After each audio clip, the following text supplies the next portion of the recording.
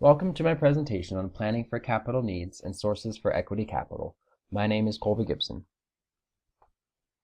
First, we'll look at capital needs planning. Capital planning looks at how much money your business will need to purchase machinery, supplies, materials, and other expenditures required to run your business, such as hiring employees. Assessing capital needs should be an ongoing part of running the business, but the critical times are when you're first starting the business, during periods of growth, and times for succession planning. In the starting stage, you will need to look to see what the capital needs for a new business are. This is cash to cover a building lease, equipment, and furnishings. In addition, plan for capital needs to pay salaries, utilities, marketing fees, and insurance. Not planning for these capital needs is one contributing factor to small business failure. During the business growth stage, you will want to assess your staff, physical space, and tools to determine whether or not they're going to support the growth of your business. In doing this, you're able to project additional capital required in order to equip your business for growth. During succession planning, you'll need to plan for future needs of your business as well as what would happen before you were to sell or retire from your business. Only 41% of business owners ages 56 and older have a succession plan in place. By creating a succession plan and incorporating capital planning into it, you're able to better understand what funding your business will need in the long run. Next, we'll look at sources of equity financing. The first is personal savings. Entrepreneurs should utilize money that they already have to fund or partially fund their startup. Using personal savings is the least expensive option, and it ensures that the entrepreneur maintains ownership of the business. It also demonstrates to potential lenders and investors that the entrepreneur is assuming some risk and is committed to the business. According to a survey by the Federal Reserve, more than 70% of U.S. entrepreneurs utilize personal savings and assets as a primary source of financing their startups. Another study reports that the average business startup in the U.S. requires $78,400 and that the average entrepreneur is able to provide 35% of the initial capital required. Our next source comes from family and friends. Friends and family members are a popular option for entrepreneurs to turn to when looking for capital. Because of the entrepreneur's relationship with these people, they're more willing to invest and usually less likely to demand a high return on their investment. Although the amounts invested by friends and family are typically small, they can get a startup far enough along to attract money from private investors or venture capital companies.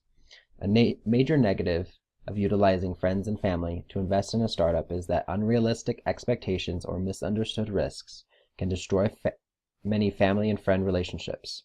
When presenting the investment opportunity to friends and families, entrepreneurs should be honest and include all of the risks associated with investing. Another good tip for entrepreneurs is to treat family and friends who invest in their companies the same way as they would an outside investor. Our next source is crowdfunding. Crowdfunding raises capital by allowing entrepreneurs to post their business idea pitches and proposed investment terms on crowdfunding websites for all to see.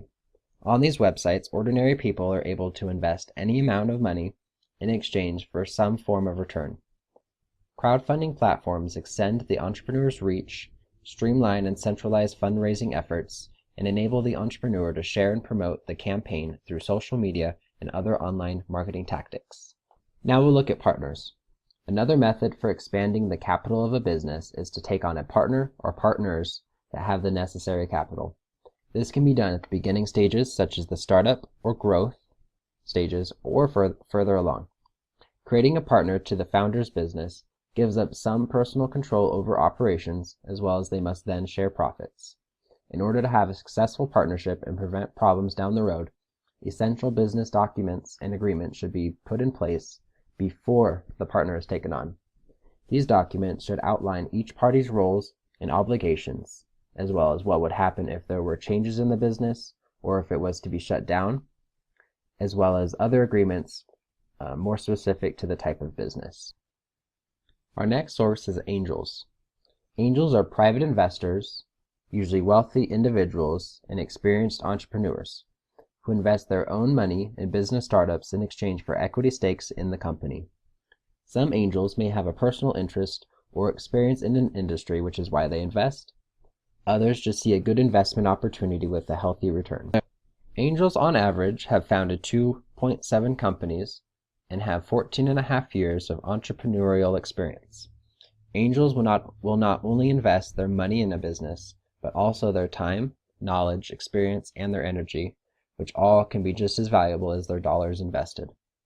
Angel investors typically invest in the earliest stages of a business, mostly the startup phase, but also go through the growth stage. Angel investors might be attractive for entrepreneurs who have outgrown the capacity for investments from their savings or friends and family, but are too small to attract venture capital companies. Angel investors normally fill the gap from around $100,000 to about $5 million, and the average investment is around $50,000. The next source of equity financing comes from venture capital companies. Venture capital companies are private, for-profit organizations that assemble large pools of capital to invest and purchase equity positions in young businesses. Venture capital companies come in many forms, such as a private venture capital partnership, industrial venture capital pool, and investment banking firms. Venture capitalists only invest in companies with considerable potential for rapid and profitable growth.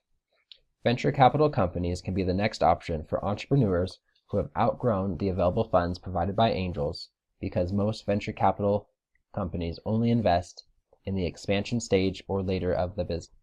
Venture capital companies can provide large sums of money, advice, and prestige. Venture capitalists have a minimum investment range from $100,000 to $5 million, but typically seek investments in the $5 million to $25 million range.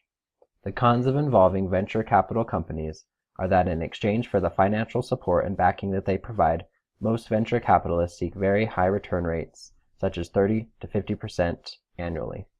And another con is that you must give up a large portion of your company as well as control. Many venture capitalists can even take over majority control from the founder by purchasing a controlling share of stock.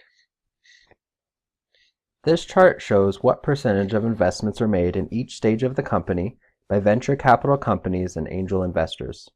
As you can see, 80% of venture capital company investments are made in the expansion stage, 18% in the early stage, and only 2% in the startup. 7% of angel investments are made in the expansion stage, 18% in the early, and 75% are made in the startup phase. Lastly, we're going to compare equity capital to debt capital to see what advantages either offer. Here are the advantages that debt capital has over equity capital. The lender does not have a claim to equity in the business, and debt does not dilute the owner's interest in the company. Principal and interest obligations are known amounts and can be forecasted and planned for, as well as interest paid on the debt can be deducted from the company's tax return, which lowers the annual cost of the loan to the company. Here are the advantages that equity capital has over debt capital. Entrepreneurs are not in debt and do not have to pay any amount. There's no interest that the entrepreneur must pay. And the advice and support that some or most investors bring to the company can actually help it succeed. As I conclude my presentation, please check out the citations that I used, the sources for my presentation, and thank you for watching.